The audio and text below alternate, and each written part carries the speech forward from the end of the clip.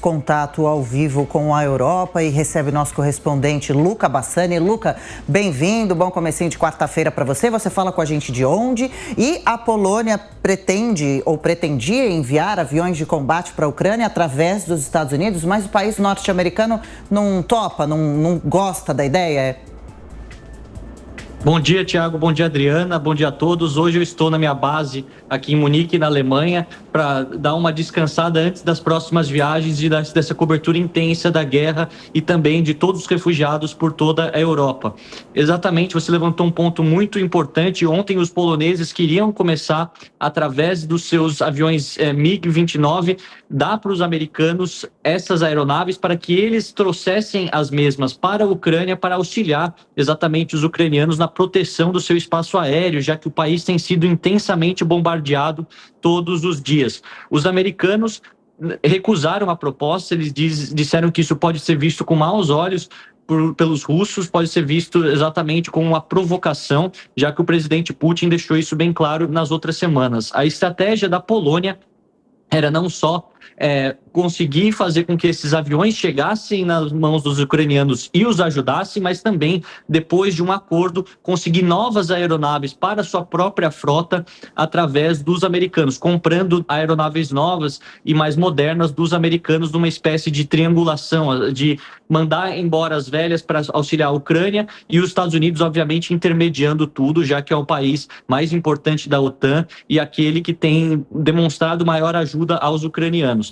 Isso não deu certo. Obviamente que nós vemos o presidente Zelensky, todavia, elogiando o presidente Biden pela tomada da decisão de proibir a importação do petróleo e do gás russo, mas para os países europeus essa decisão ainda está longe de acontecer, dada a extrema dependência que temos dessas duas commodities russas aqui, principalmente na Alemanha, onde 40% da energia e do gás que utilizamos é proveniente ainda da Rússia.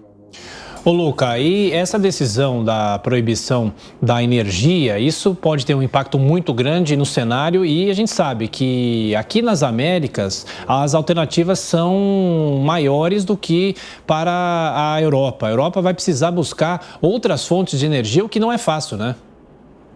Pois é, Thiago. Aqui na Europa, principalmente o novo governo alemão que foi eleito, diz sempre que a transição energética do país e do continente deve acontecer até 2050, ou seja, acabar de utilizar os combustíveis fósseis como a principal fonte da matriz energética e substituir por fontes renováveis, fontes limpas, que vão desde das hidrelétricas até a energia eólica, energia solar e, obviamente, os carros elétricos, fazer com que, obviamente, essa dependência acabe e isso tudo ajude o meio ambiente ao mesmo tempo. Mas até 2050, temos aí mais de 20 anos, temos que ser realistas que no momento atual a Alemanha ainda é muito dependente disso e uma transição energética, por mais que esteja no plano, não consegue ser colocada em prática de maneira tão rápida. Por isso mesmo a preocupação dos alemães, eu estava assistindo há pouco, inclusive o ministro Habeck aqui da Alemanha, dizendo sobre como a Alemanha se preocupa com isso, porque no fundo, se a Rússia fecha a torneira, falando uma linguagem mais figurativa,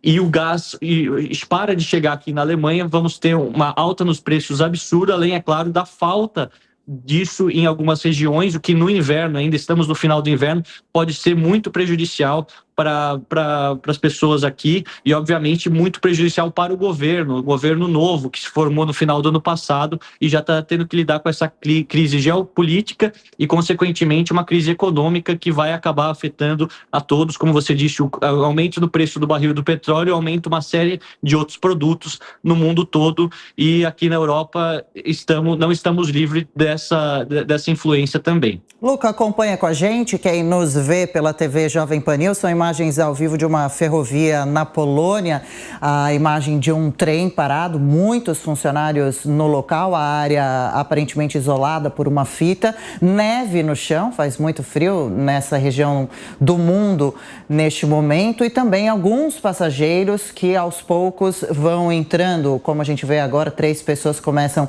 a subir no trem, há pouco a gente via também um casal acompanhado de uma criança, poucas mochilas, poucas bolsas, vários funcionários no local, orientando os passageiros que aos poucos vão embarcando então nesse trem que que vai retirando, né, ajudando nesse momento na guerra na Ucrânia, no transporte de passageiros, de pessoas que deixam o país em guerra. Luca, os corredores humanitários, como estão funcionando? Qual a previsão para que eles sigam acontecendo? Pelo menos 5 cidades devem ter essa formação para saída de civis e também para entrada de medicamentos, de água potável, de alimentos em geral. Os corredores estão funcionando? Qual são os detalhes dessa notícia, dessa informação?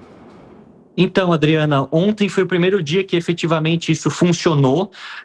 Não se sabe ao certo se em todas as cidades o cessar-fogo foi respeitado todo o tempo, mas a gente vê, pelo menos pelas declarações dos ucranianos, que muitas pessoas conseguiram ser evacuadas em segurança e, ao mesmo tempo, mantimentos, remédios e ajuda àqueles que ficaram para trás também conseguiu chegar a essas regiões. Hoje a Rússia anunciou que vai continuar com esse cessar-fogo pelo menos até a parte da tarde, mas os ucranianos eles olham isso com bastante desconfiança. Eles dizem que confiar no agressor ou em suas palavras é algo sempre muito complicado, dado o histórico da Rússia com a Ucrânia e também o histórico da semana passada, no qual 2 dias se esperava já esse cessar-fogo e ele não aconteceu. Por enquanto, imagens como essa correm à Europa. Mais de 2 milhões de refugiados já buscaram refúgio em países vizinhos, principalmente a Polônia, com mais de 500 mil, 600 mil. A Romênia também, que eu estive até ontem, mais de 100 mil refugiados, e muitos deles já se distribuindo para outros países da União Europeia, muitos chegando, inclusive, aqui na Alemanha. Ontem também já vi outros deles chegando aqui na cidade, principalmente na zona da estação central de trem que temos aqui, e é uma situação que se repete na história europeia várias vezes, muito triste, o inverno rigoroso, muitas famílias separadas e, ao mesmo tempo, a falta de previsão da finalização desse conflito, né?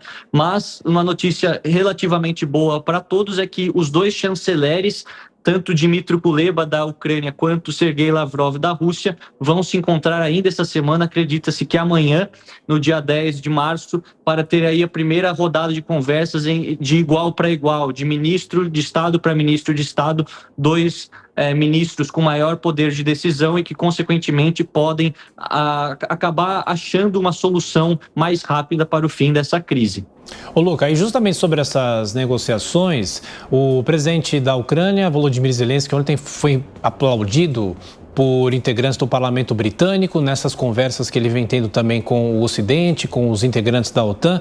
Mas eu te pergunto, muita gente diz que ele, para essas autoridades, diz uma coisa e para o povo ucraniano ele diz outra. Ele fala em diplomacia, mas fala que o povo ucraniano precisa resistir também com armas, com os coquetéis Molotov. É uma figura dúbia nesse momento para essas negociações?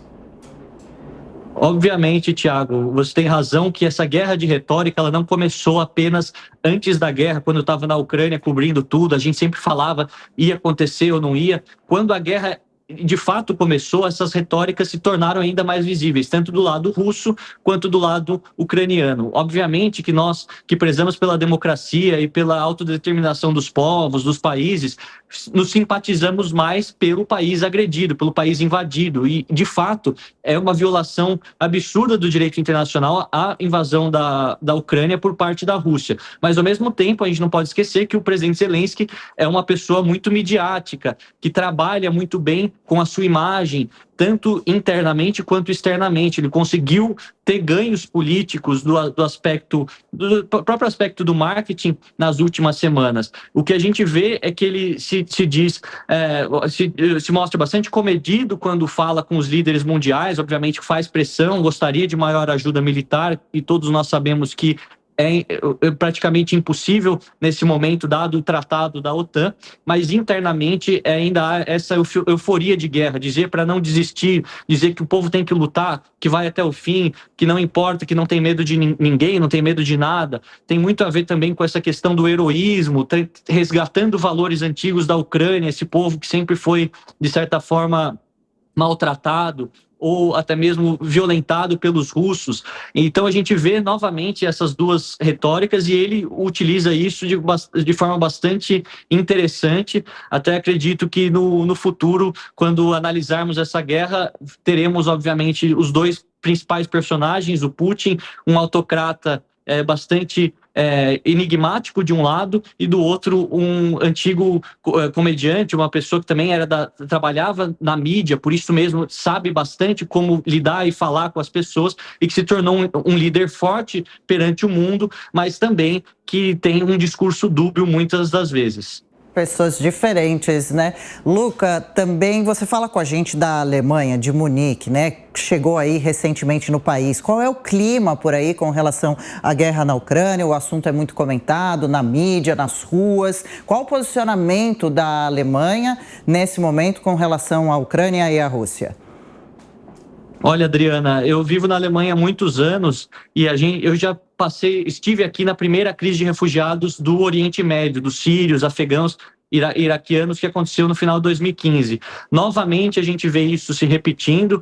Obviamente que menos pessoas vêm para cá porque a Ucrânia não faz divisa com a Alemanha, então, primeiramente, eles vão para os países fronteiriços, mas a gente vê muitas pessoas se solidarizando. Quase todos os finais de semana temos grandes manifestações por todas as grandes cidades da Alemanha, Berlim, Frankfurt, Colônia, Munique, com as cores da bandeira da Ucrânia, pessoas pressionando os governos, inclusive a Alemanha, que era um pouco contrária à retirada da Rússia do SWIFT. Muitos associam a pressão popular, a pressão dos alemães, a exatamente o governo tomar essa decisão.